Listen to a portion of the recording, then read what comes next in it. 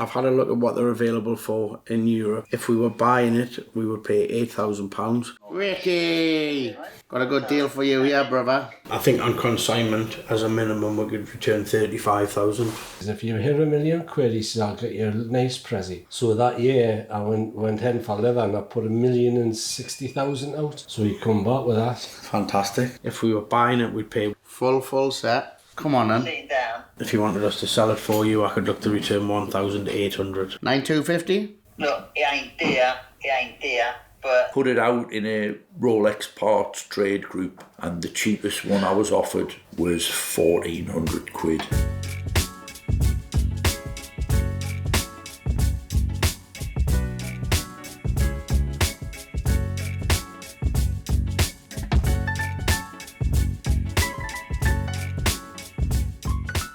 Don't mind, I'm just going to have a little look at the model number. You've got a couple of options. We can buy the watch outright, we can sell the watch on your behalf, or obviously we can organise a part exchange. Right, we'll see what all the options are. I was laughing because I was coming through the airport and there was your sign on the left. Oh yeah, it's on the carousel. With this, I've had a look at what they're available for in Europe. If we were buying it, we would pay £8,000. If you wanted us to sell the watch on your behalf, I think it's realistic for us to return around £10,000. I think what we would do is advertise it for around £12,000, and if we were selling it for you, we would take a 10% commission. The reason that I've said the 10,000, that's a minimum return. Potentially you will get more. We've had a couple of exactly the same model this year, so we know what the market's like for them and what they'll sell for. I think if you wanted a part exchange, it would just depend on what you were looking for, and the part exchange value will be somewhere between those two figures, depending on what you want, or you might be interested in. What do you fancy? I don't know. Would you like me to show you a few ladies' models? Yeah. Okay. Because I don't need the watch, you know? Yeah. I'm just trying to work out what's the best, because you know, people have, like, I don't really want to give somebody a sell, do you know what I mean? I've had loads of chances of that. Mm-hmm. It's like, do I want to shift it? That's it. I think with the Hublot brand, it's hit and miss as to how long it'll take to sell. If it was a Rolex, I would know exactly how long it would take and exactly what it will sell for. And that's why there's such a difference between the buy price and the consignment price. It's a very desirable watch. You'll know how much it cost when it was new. They just don't have the resale value like it, for example. I paid 15 for it from Iconic in Blackburn. So why is the resale value on Hublot not? They just don't have the brand. The resale value on most things goes down. They're not limited. They're available in the shops. With a Rolex, you can't walk into Rolex and just buy any watch, and that's why there's like hype created, and that's why there's a demand. A lot of people that can get watches from Rolex will buy them and bring them here and sell them to us at a premium, and we'll sell them on at a premium because they're just not available. If you look at that watch, it's rose gold. It's nice to look at. It's good value compared to the equivalent of other brands would be a lot more expensive. This is 36. This is like the new mid-size for ladies. There's a slightly smaller size one, probably a similar size to what you have. Small. Bigger sizes for ladies are more popular now. That sort of size is probably better, isn't Yeah, it? I like that colour. So if I took, say, one of them, what would be the difference? I'll just have a look. That one's 15,450. I'm just having a look to see how much it is from Rolex.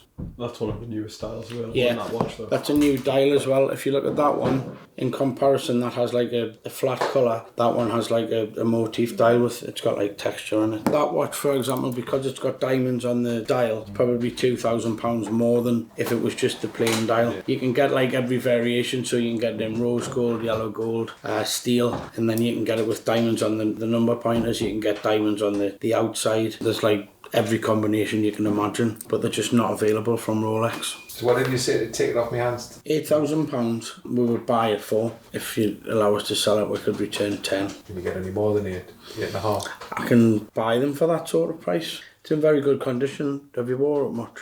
It's just been all done up. All right. So when I bought this Hublot free of charge, serviced it and polished it all up for us. I'm just having a look to see what we paid for the last two that we bought. Give me a second. Would 8,250 work? I think 8's the most we would pay, but if we can do the deal at 8,250, then we'll agree to that. Yeah, I'll sell it at 8,250. Okay, no problem. If there's any Rolexes that you see, like either online, Yeah. if you send me them through, we can source anything that you might be interested in as well. So, okay, so just purchased the watch of a gentleman there. He's had it for a few years and he's upgraded to a diamond set Hublot. This has recently been serviced and refurbished by Hublot, so it's in very good condition. 2015 model. It will originally cost a very high teens, upwards towards £20,000 brand new. Rose gold case, ceramic bezel, rubber strap. We will be retailing that watch for around 12,500.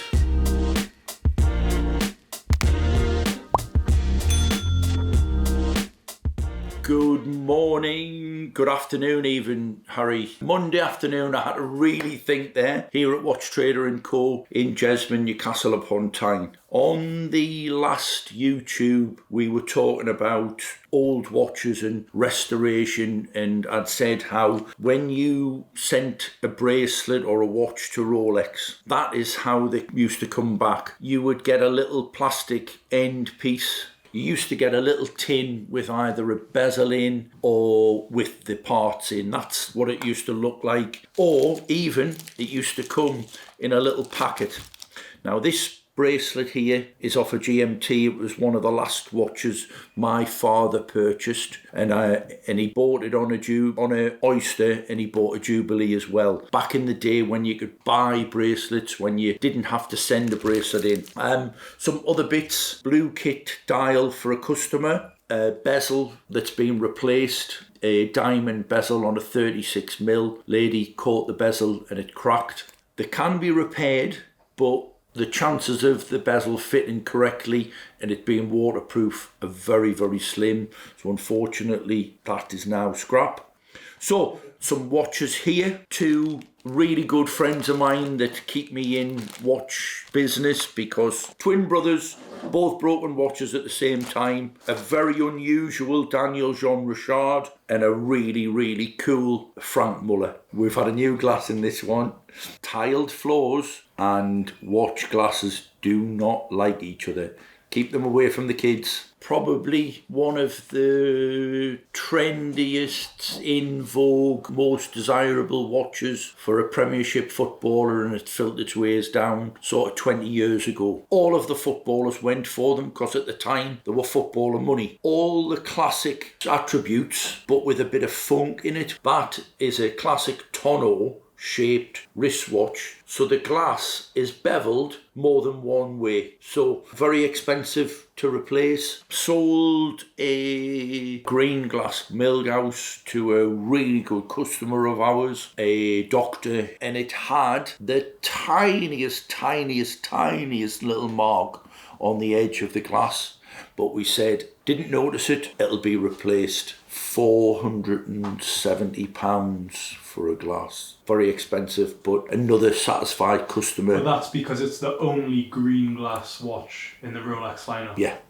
I put it out in a Rolex parts trade group, and the cheapest one I was offered was £1,400. But if you have a watch and you need that watch to go out that week, sometimes you've got to pay it. 36 mil smooth bezel Datejust that had a white Roman dial in it. It's a wedding gift. So on a budget, they had £6,000 to spend, and preferably on a blue. I just happened to have two blue dials, so I picked the one that fit. Hendo, can you tell us a bit more about the green strapped watch then? So the green strapped watch is a brand that was introduced into a lot of the independent Panerai stores because the agent for them used to service the Panerai stores. So it's a company that started off as Daniel JeanRichard, so a Swiss company, and then they decided that Daniel JeanRichard was a bit of a mouthful, so they've changed it just to JeanRichard. I've ordered some parts for it because there is a little bit of damage. It started life off it on a brown leather strap. Obviously straps don't last, and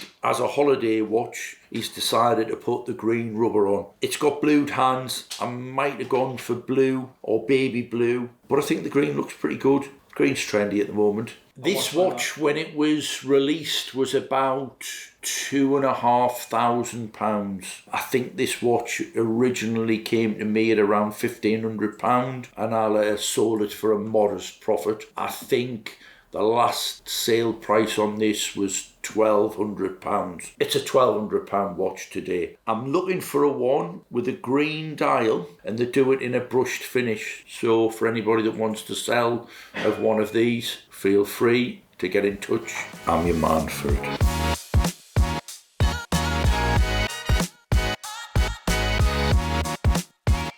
So we have the new AP Offshore. And that's with the smoked taupe dial. Taupe, yeah. It's got a black strap as well. So, were you looking for us to sell a watch for you? Right, perfect. You're going to get probably £3,000 more letting us sell it for you. Right. You get less than what you paid for it if we were to buy it. I think it's 36,000 quid, that 36,000 list price on that watch. I paid 34 once. So is that prior? Before, yeah. So is that a 22? That's a 2022. 22. And is it slightly worn or is it? I've worn it a couple of times, Just a couple of but I don't times. any marks on it as such. But how are you finding it? Is it a little bit too big or? I prefer the Patek. I just prefer the way that feels. That's a chunky old watch. So Yeah. Not my. 43mm, isn't it now with the removable straps? I quite like it. The dial's really nice. It's a really good watch, and you get the two straps as well. You get fans of the offshores, and obviously people who's got the older versions, maybe either the 42 or the 44s, taking the 43 now with the choice of having changing the strap so easy. It's really cool. So if the scrapped having 42 and 44, you can only get 43 now. The main range is 43. But you know yourself, you probably watched us numerous times trying to take straps off the offshores. It can be done as a one-man job, but it's pretty difficult. So it just allows you to change the watch quite easily without needing the tools. It's a smart move. So if we were buying it, I would be looking to pay around 32,000. I think on consignment, as a minimum, we could return 35,000. Gotcha. So it's the difference between getting more than what you paid or less than what you paid. The other thing is, we had one and we sold it, and then we've had inquiries since then. So hence why I'm here. Like, so I spotted it on your social media. And Yeah. I thought, well, actually, if you've got other people on that, because I've never seen anybody else wear one, I thought you'd be the boy too. Yeah, I think it's probably one of the hottest AP offshore models at the moment. It's a nice watch. So, do you have a driving licence with you, please?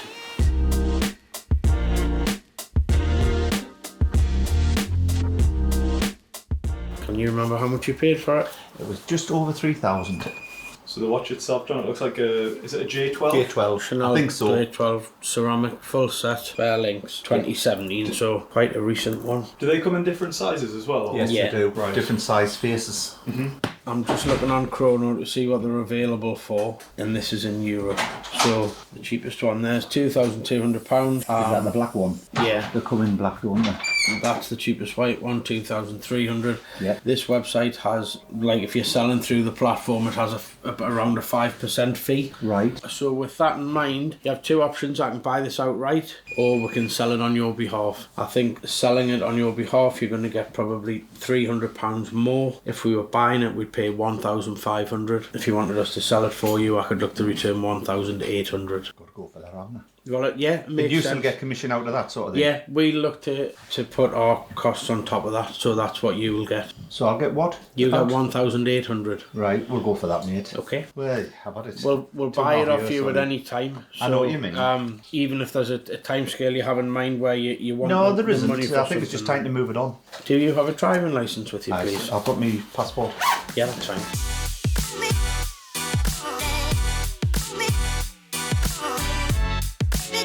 Ricky, got a good deal for you here, brother. Right up your street.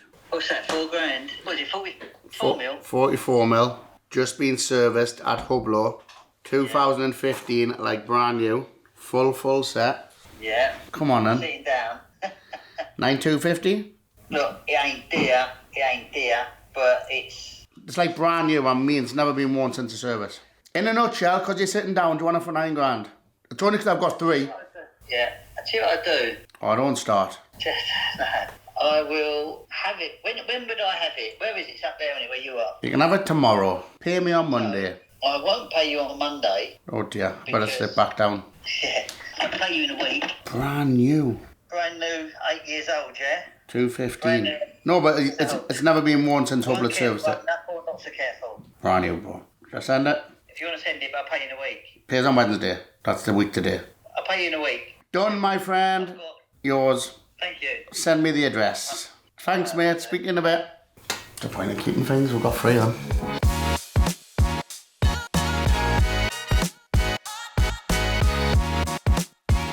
So, phone call off a gentleman yesterday, an inquiry through our website. This is a 36mm Datejust, full yellow gold with a Jubilee bracelet and a fluted bezel. It has a silver dial. It's a 1986 model and it's very unusual. We typically see these watches that are day date, so that means it has the date at 3 o'clock and at 12 o'clock it has the day. With this watch it has the Rolex crown at 12 o'clock and it's a lot more unusual. It must have been quite a number of years since you've been able to buy a full gold Jubilee. Yeah, I haven't seen one. Maybe they'll release one at the end of this month. I doubt it. I haven't seen them. They're usually 1970s, 1980s. That is a full yellow gold watch.